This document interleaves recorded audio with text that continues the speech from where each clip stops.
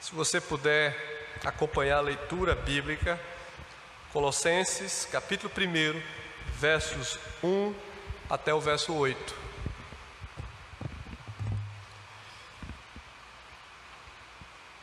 Vamos fazer essa leitura alternada? Eu vou ler os ímpares e os irmãos os pares. Diz assim a palavra do nosso Deus: Paulo, apóstolo de Cristo Jesus, por vontade de Deus, e o irmão Timóteo,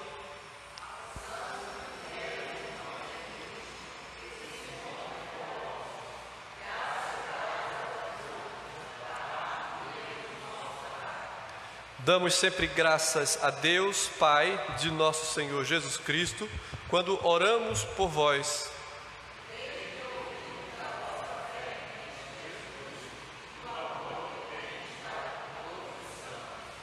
Por causa da esperança que vos está preservada nos céus, da qual antes ouvistes pela palavra da verdade do Evangelho.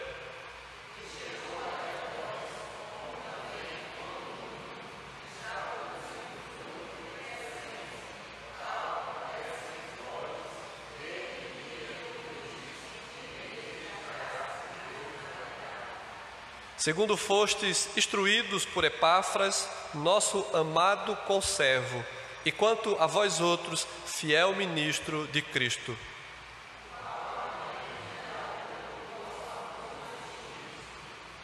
Amém.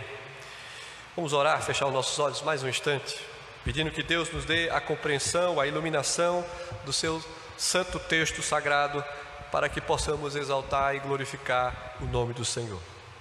Eterno Deus, te louvamos, Senhor, por esse privilégio bendito dos céus, de podermos estar na Tua casa, para ouvir a Tua palavra, para ouvir a Tua voz, para sermos instrumentos em Tuas mãos. Usa-me, Senhor, como Teu servo. Ó Deus, nada posso falar de mim mesmo, nós podemos preparar e podemos buscar o conhecimento, podemos buscar, ó Deus, aquilo que nos cabe, mas nós sabemos que a direção vem do Teu Divino Espírito. Ó Deus, prepara os corações, nos dá atenção total à Tua palavra e que essa palavra venha nos edificar, venha nos conduzir e que o Teu nome seja glorificado. Esta é a oração no nome de Jesus. Amém.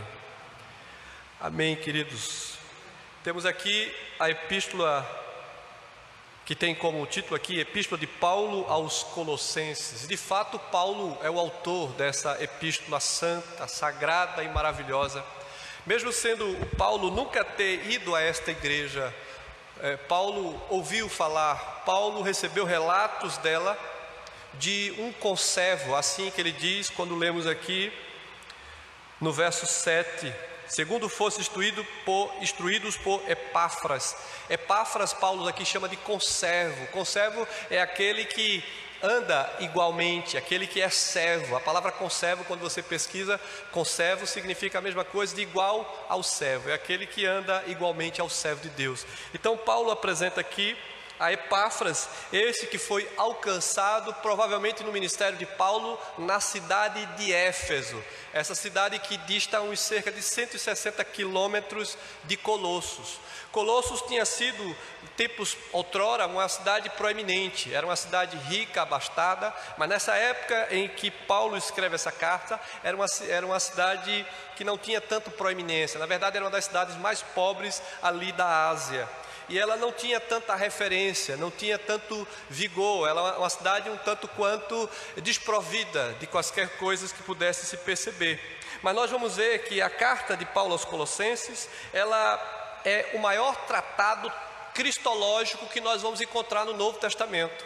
Ou seja, não há epístola mais profunda da qual aponta Jesus como centro da exposição verdadeira. Paulo, quando escreve essa carta aos Colossenses, é exatamente a preocupação desses irmãos, onde estavam sendo engendradas a filosofia dos gnósticos, a filosofia da qual tem penetrado, nós vamos ver, em várias partes da Ásia. E aqui o apóstolo Paulo, quando escreve esse tratado maravilhoso acerca de Cristo, porque quando fala aqui de um tema cristológico, diz que aponta que todo todo o cerne do Evangelho encontra-se na pessoa de Cristo. Paulo vem reafirmar que Jesus, esse Jesus que veio assunto dos céus, ele é verdadeiro homem e verdadeiro Deus. Paulo vai mostrar essa verdade nesta epístola.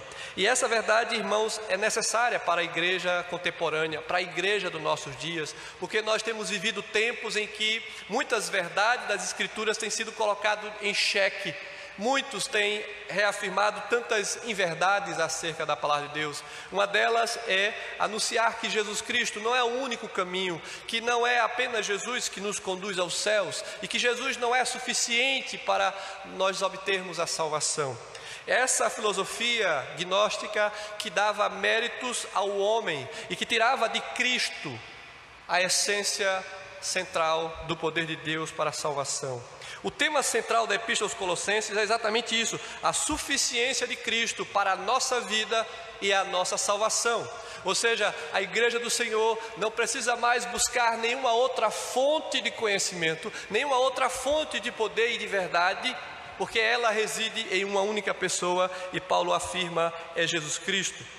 Porque exatamente a igreja de Colossos estava sendo infiltrada por falsos irmãos que se inseriam no seio da igreja e ensinando heresias, falsos ensinos acerca da verdade. E nós vamos exatamente observar isso, do qual o apóstolo Paulo chama a atenção da igreja. A melhor maneira de Paulo expor essa verdade é exatamente a proclamação da verdade sobre a pessoa e obra de Jesus. Irmãos, quando nós observamos o Novo Testamento, que é a nova aliança de Deus para o seu povo, nos primeiros evangelhos, ou seja, os 4 primeiros livros do Novo Testamento, ele exatamente mostra a riqueza dessa verdade, desse Deus que se encarnou, esse Deus que deixa de ser transcendente e se torna imanente, ou seja, ele veio viver com o seu povo, ele veio habitar com aquele dos quais Deus de antemão já tinha separado como seu povo. E é isso que Paulo mostra: a proclamação da obra de Cristo é a coisa mais importante para a vida da igreja. E ele diz aqui que não somente afirma que Cristo é o Senhor sobre tudo, mas que nele todas as coisas foram criadas. Observe ainda na primeira carta, se você puder deixar a sua Bíblia aberta no livro de Colossenses, o verso 16 nos diz: pois nele foram criadas todas as coisas, nos céus e sobre a terra, as visíveis e as invisíveis, sejam tronos, sejam soberanias, quer principados ou potestades. Tudo foi criado por meio dele e para ele. Veja essa ênfase verdadeira, autêntica e poderosa, apontando para a suficiência total de Cristo. Jesus Cristo é o autor, irmãos. Ele estava em todo o tempo, desde a criação de todas as coisas. Quando nós vemos a narrativa no capítulo 1, no capítulo 2 de Gênesis, mostra a criação do Deus, o verbo de Deus. E o apóstolo João, no seu evangelho, no capítulo 1, ele mostra exatamente no início do capítulo 1, mostrando que esse era o verbo de Deus, que se fez carne e habitou entre nós. Então esse verbo de Deus, ele estava desde toda a obra criada. Esse é o Jesus, o Senhor, o nosso Salvador. Assim, irmãos, o cerne da proclamação que Paulo faz na igreja aqui de Colossos é que Jesus é o cabeça do corpo da igreja. Ou seja, a igreja não pode caminhar à deriva de falsos ensinos, de novos ensinos, de vãs sutilezas, ou seja, de falsos e inverdades, inverídicas verdades acerca do Evangelho. E Jesus já tinha atentado aos seus discípulos que nada nas Escrituras poderia ser mudado, nem um jota ou tio. Ou seja, a palavra de Deus é a mesma ontem e o será eternamente. Nós precisamos nos deter no conhecimento das Escrituras. Ele diz: Cristo criou todas as coisas e Jesus está acima de toda a criação. Essa verdade, irmãos, é exatamente a ênfase do que Paulo fala à igreja de Colossos. Veja que quando o texto começa, o verso 2 diz: aos santos e fiéis irmãos em Cristo que se encontra em Colossos: graça e paz a vós outros da parte de Deus Pai. Interessante essa saudação de graça e paz. O termo graça era um termo usado pelos gregos. Os gregos sempre saudavam os irmãos com a graça. Já os judeus, ele usava o shalom, a paz. Então Paulo faz uma combinação entre gregos e judeus, dizendo: a graça e a paz de Deus seja convosco. Essa é tanto uma saudação como uma bênção de Deus na vida do povo, do qual o apóstolo Paulo exemplifica. E veja que Paulo chama os irmãos de santos e fiéis, porque apesar da igreja local estar sofrendo perseguição, eles ainda permanecem fiéis naquilo que eles aprenderam do início. Isso sempre acontece no seio da igreja. Algumas pessoas às vezes são levadas, enveredadas por vãs sutilezas, falsas doutrinas. Irmãos, o que mais temos nos nossos dias é muito o que Paulo também fala lá a Timóteo, muito vento de doutrina, ou seja, muitos ensinos que, se nós não atentarmos para as escrituras, nós podemos ser levados por todo vento de doutrina. Então o apóstolo Paulo faz aqui a maior defesa cristológica, dizendo que só em Cristo há a verdade. Quando nós encontramos o registro do livro de Atos dos Apóstolos, mostra que os apóstolos eles tinham uma preocupação.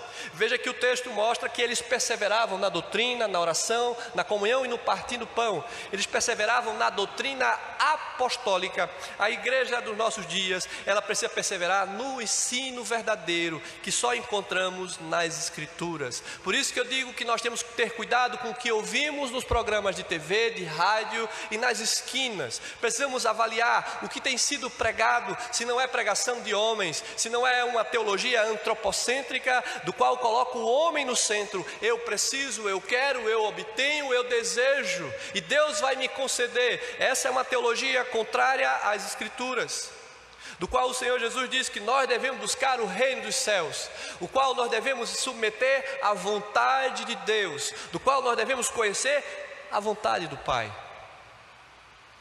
O apóstolo Paulo mostra exatamente isso. Eles mostram que os irmãos devem ter cuidado, os irmãos de Colosso, para não ser levado pelos falsos mestres com as suas vãs sutilezas.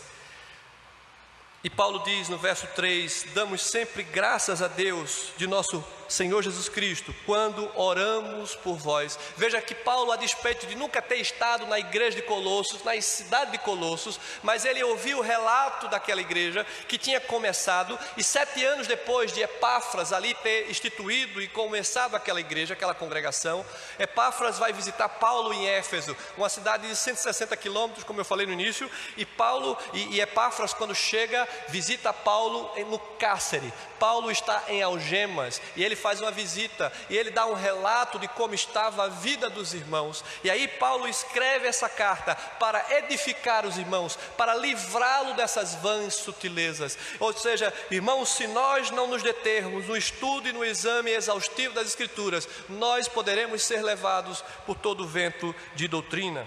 Por isso que Paulo diz: dou graças a Deus e oro por vós.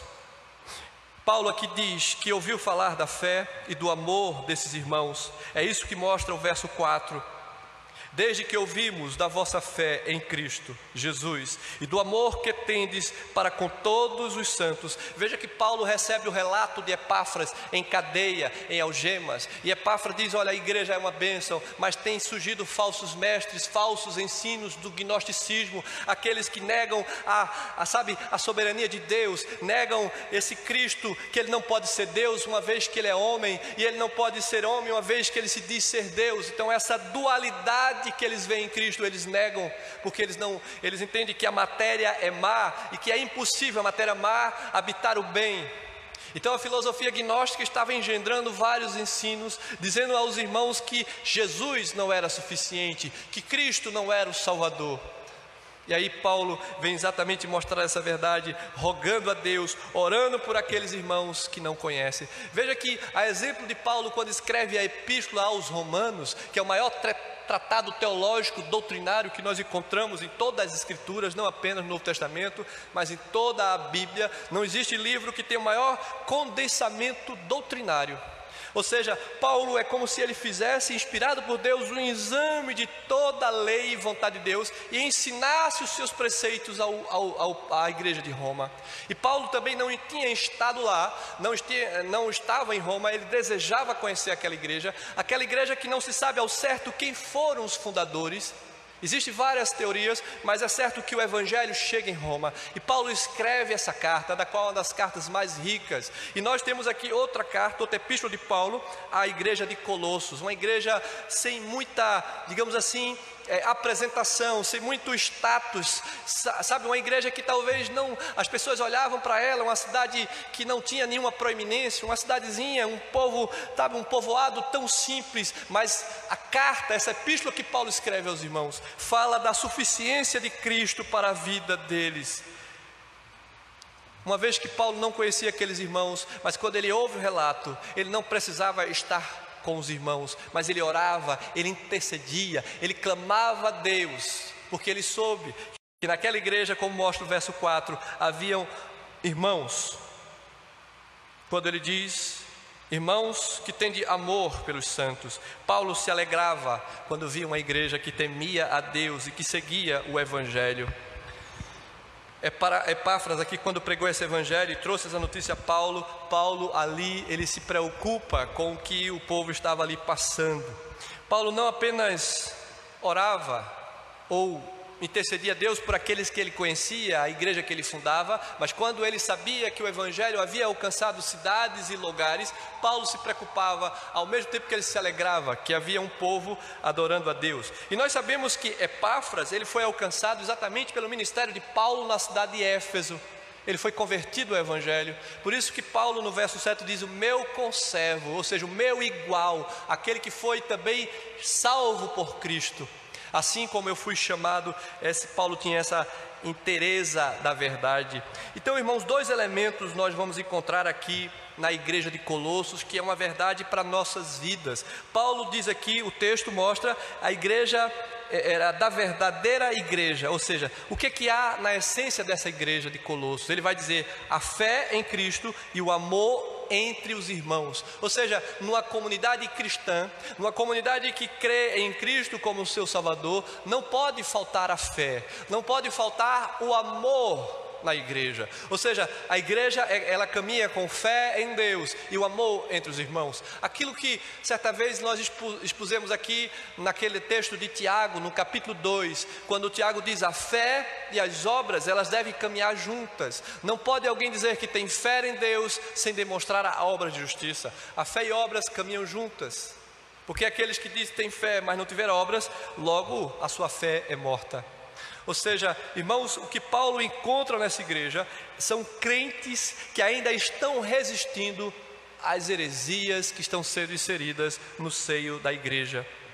Mas ele diz que a igreja verdadeira é aquela que tem fé em Jesus, é aquela que demonstra amor nos irmãos. E se nós de fato cremos em Deus e esperamos na vinda do Senhor, e dizemos que somos seguidores de Cristo, que fomos batizados no nome da Trindade Santa, e se dizemos que fazemos parte da comunhão dos eleitos, dos santos de Deus, nós devemos não demonstrar apenas o conceito do amor, mas devemos viver o amor. É por isso que Jesus dá vários exemplos sobre a verdadeira religião, o verdadeiro evangelho. Paulo agradece a Deus a fé da igreja de Colossos, na pessoa de Cristo, e quando ele percebia na realidade da igreja de Colossos que havia amor entre os irmãos. E essa certeza que Paulo encontrava exatamente quando mostra aqui no verso 5, por causa da esperança que vos está preservada nos céus, da qual antes ouvistes pela palavra da verdade do Evangelho. É interessante quando o texto diz que antes ouvistes. O apóstolo Paulo, quando mostra isso aqui no verso 5, essa fé e esse amor baseava-se na esperança. Ou seja, os irmãos aqui de Colossos, eles tinham esperança daquilo que estava reservado para a vida deles nos céus. Qual é a esperança da nossa vida na igreja aqui, nos nossos dias que temos aqui, do qual o Senhor nos concede? Veja que os nossos dias eles passam muito rápidos. Veja que quando nós olhamos para o espelho, quando nós olhamos para o relógio, quando nós olhamos para o calendário, nós vemos que a vida passa célere aos nossos olhos. Nós vemos que, sabe, o nosso tempo aqui é muito curto, mas qual é o nosso destino final? Qual é, sabe, o que é que nós temos de expectativa? Será que apenas nesses dias na terra? Será que a igreja do Senhor de fato tem a convicção e a certeza da vinda do Senhor Jesus? Do resgate da sua igreja? Será que nós temos a compreensão desse novo céu e dessa nova terra que o Senhor nos promete? Será que nós temos a compreensão? É isso que Paulo diz aos irmãos: a esperança que vos está preservada nos céus, da qual antes ouvistes pela palavra da verdade do Evangelho. A pregação de Jesus era sempre não pelas coisas que podemos conquistar aqui na terra, como uma cura física, como uma bênção de algo que as pessoas dão tanta ênfase nos nossos dias. Irmãos, o Senhor Jesus, quando Ele fala lá em Mateus capítulo 6, no verso 33, Ele diz: buscai, pois, em primeiro lugar, o reino de Deus. Muitas pessoas se preocupam com as coisas da terra, e nós devemos ter os nossos olhos, o nosso coração fitos no céu. A esperança do povo de Deus não está nas coisas apenas concretas e palpáveis, mas nas bênçãos celestiais. As bênçãos que Deus concede ao seu povo não são tantas materiais, porque essas o Senhor concede segundo a sua vontade, no tempo oportuno. Mas devemos ter alegria e prazer de buscar as coisas do alto, ter prazer no reino de Deus. É isso que Paulo mostra aos irmãos. Porque quando Cristo ressuscitou dos mortos e subiu ao céu, deu à humanidade a certeza e a garantia de que um dia os salvos estariam com Ele nos céus. Irmãos, os céus é o lugar onde não haverá dor, nem choro, nem morte. Muita gente acha que o céu é um lugar de tristeza, um lugar apático. Mas, irmãos, se você acha que viver nesse mundo é um lugar de felicidade e alegria, a despeito de os céus é infinitamente melhor do que esse mundo que está em queda, esse mundo que está manchado pelo pecado. Porque quando Deus fez todas as coisas, Ele fez todas as coisas perfeitas, em harmonia. Não havia sofrimento, nem morte, nem dor. E os céus do qual o Senhor Jesus nos garante é exatamente essa nova terra. Não é a terra que vai ser destruída e nós vamos morar em outro planeta, mas é essa terra restaurada. É como o corpo, quando nós morrermos e quando Jesus voltar, o nosso corpo será transformado no corpo glorioso, a semelhança de Cristo que subiu aos céus no estado de glória. Assim seremos nós. Esse corpo corruptível e falho deixará de existir. O Senhor nos dará um novo corpo. O Senhor nos revestirá de glória e habitaremos nesse novo céu e nova terra. Significa no mundo que o Senhor há de restaurar. Por causa da enfermidade do pecado, irmãos, nós conhecemos em parte felicidade, alegria e paz. Mas quando Jesus voltar, nós conheceremos a verdadeira paz, o verdadeiro amor, a verdadeira felicidade. Isso, irmãos, quando o apóstolo Paulo fala para a igreja de Colossos, essa verdade faz com que cada cristão tenha fé em Jesus e amor para com os santos. O verso de número 6 diz: Ele chegou até vós, como também em todo o mundo está produzindo fruto e crescendo. Tal acontece entre vós desde o dia que ouvistes e entendestes a graça de Deus na verdade. Esse evangelho que chegou até vós, ele tem feito mudanças em todo o mundo. Os cristãos de Colossos, irmãos, não eram apenas santos, mas também eles eram fiéis em Cristo. E Russell Shedd, esse que partiu para a glória há pouco tempo, ele chega a dizer que a palavra fiéis se refere aos que creem. Ou seja, todos aqueles que creem em Cristo como seu Senhor e Salvador. Esses são os fiéis. Esses são aqueles que temem a Deus e procuram andar nos seus caminhos. Estes foram separados por Deus para crerem em Cristo. Nós não cremos em Cristo porque somos melhores do que os outros. Nós cremos em Cristo porque Deus nos separou para andar nos seus caminhos. Por isso que Jesus diz: ninguém vem a mim se o Pai que me enviou não os trouxer. Se você faz parte da igreja do Senhor, é porque Deus tem um plano na sua vida. É porque Deus lhe separou desde a fundação do mundo. É porque você é aquele do qual as Escrituras falam, o apóstolo Paulo reafirma em Romanos: você é aquele que Deus predestinou para a glória de Deus Pai, para habitar no novo céu e na nova terra. Irmãos, Colossenses de fato é o maior tratado de Deus naquilo que se refere ao apontamento de Cristo como o nosso único e o nosso suficiente Redentor e Salvador, porque Jesus é o centro do Evangelho, Jesus é a encarnação do próprio Deus. Quem vê a Jesus tem visto a Deus. Mas pastor, nenhum de nós vimos a Jesus, nós temos conhecido a Jesus através da revelação das Escrituras Sagradas. Irmãos, Deus se manifesta para mim e para você nos nossos dias tão somente, exclusivamente pelas Escrituras. Nós não devemos tanto seguir atrás de revelações, de tantas coisas que se falam por aí, mas eu devo me deter nas Escrituras, porque Deus fala conosco através dela, Deus nos ensina através dela. O Espírito Santo de Deus tem conduzido a sua igreja ao longo da história através dessa verdade santa.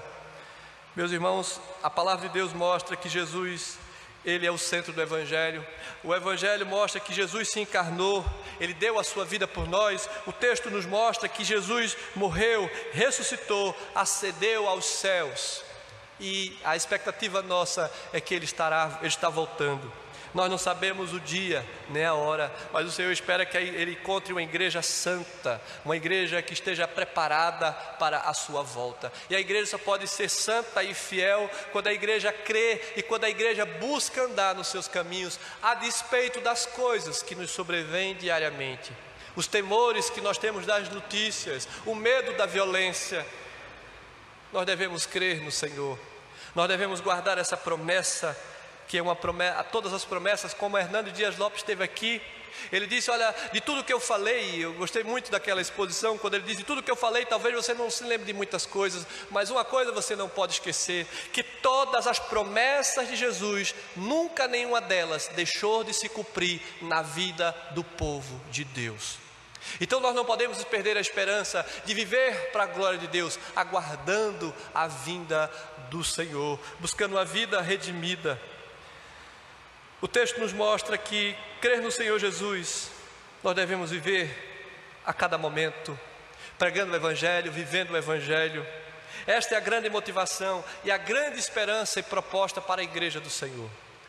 O Senhor não nos prometeu vida fácil, o Senhor não nos prometeu, riquezas e coisas desse mundo, mas Ele nos promete bênçãos espirituais. O que deve ter no nosso coração é o amor, o desejo de buscar a face do Senhor, de andar nos seus caminhos. Paulo faz uma exposição exatamente mostrando isso, a esperança da vida eterna por meio da palavra da verdade do Evangelho. Por causa da esperança que vos está reservada, como diz aqui no verso 5, nos céus, da qual antes ouviste que a palavra da verdade é a palavra do Evangelho. Nós devemos nos deter nessa verdade de Deus. Nós devemos andar pela palavra.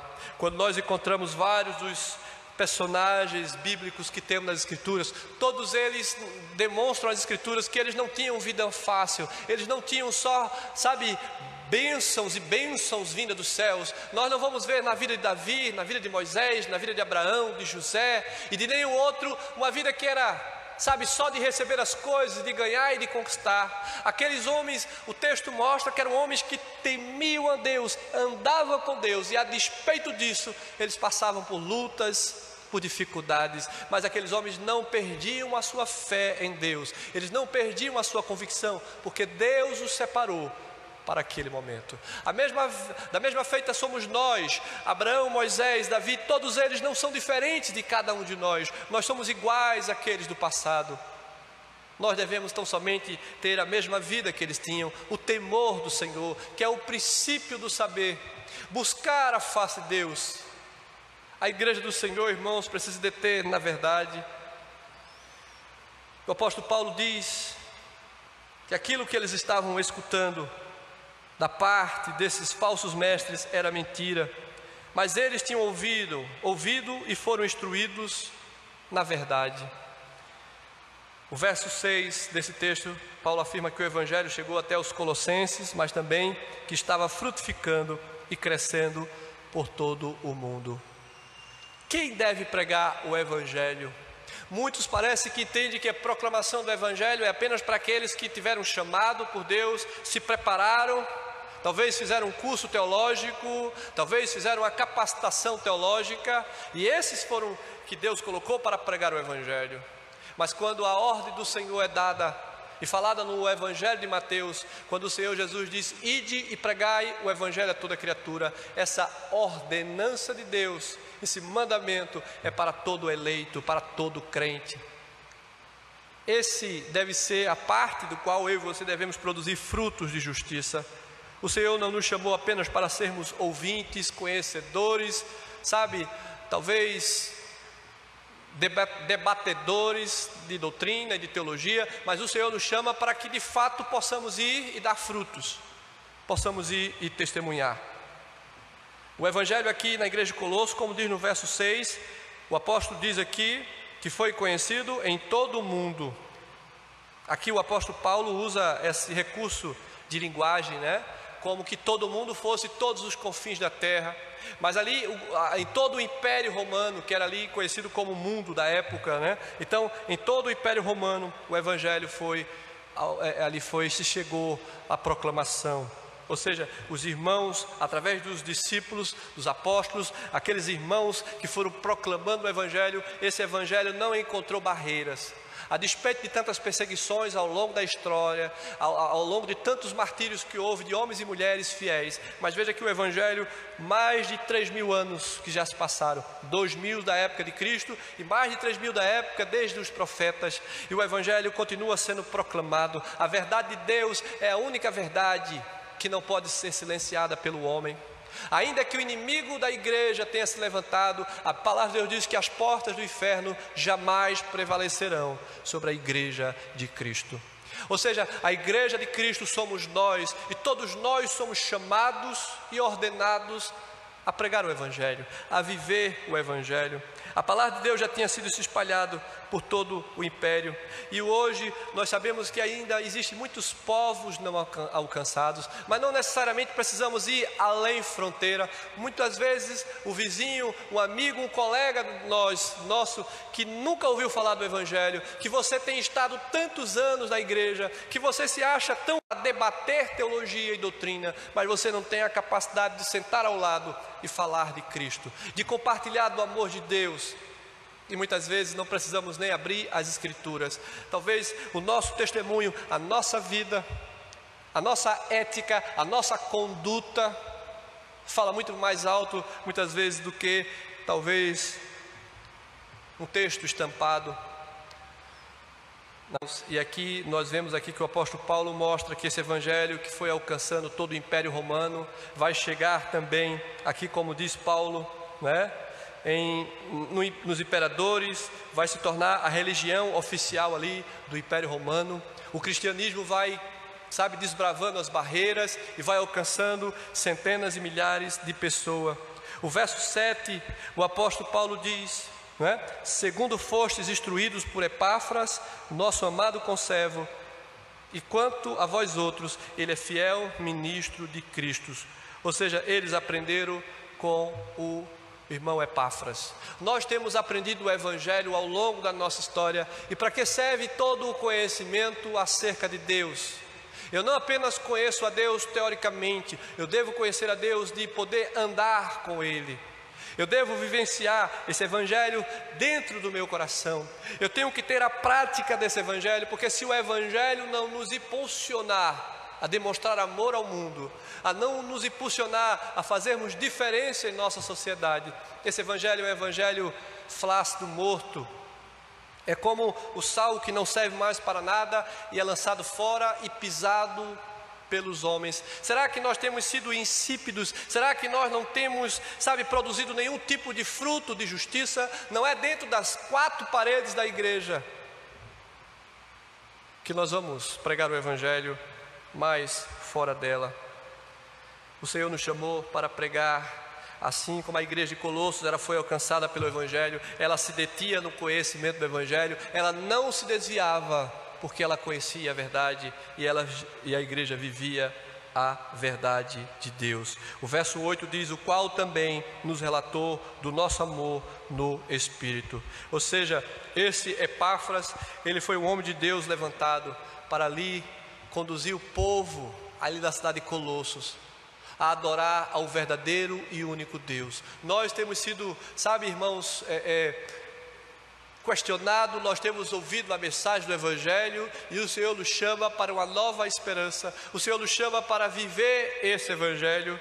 E veja que o apóstolo Paulo diz que toda vez que oro a Deus, dou graças a Ele por vós, porque Epáfras me contou que lhe pregou o Evangelho e que vocês aprenderam de mim e que vocês creram nesse Evangelho.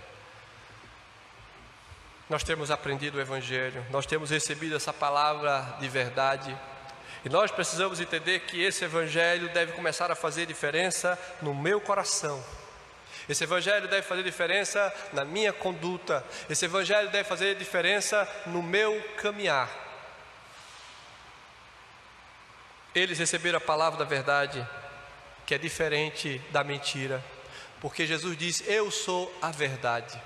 Não existe outra verdade que nos leve a Deus senão Jesus Cristo. Jesus diz: eu sou o caminho. Não existe outro caminho, não existe atalho, não existe outras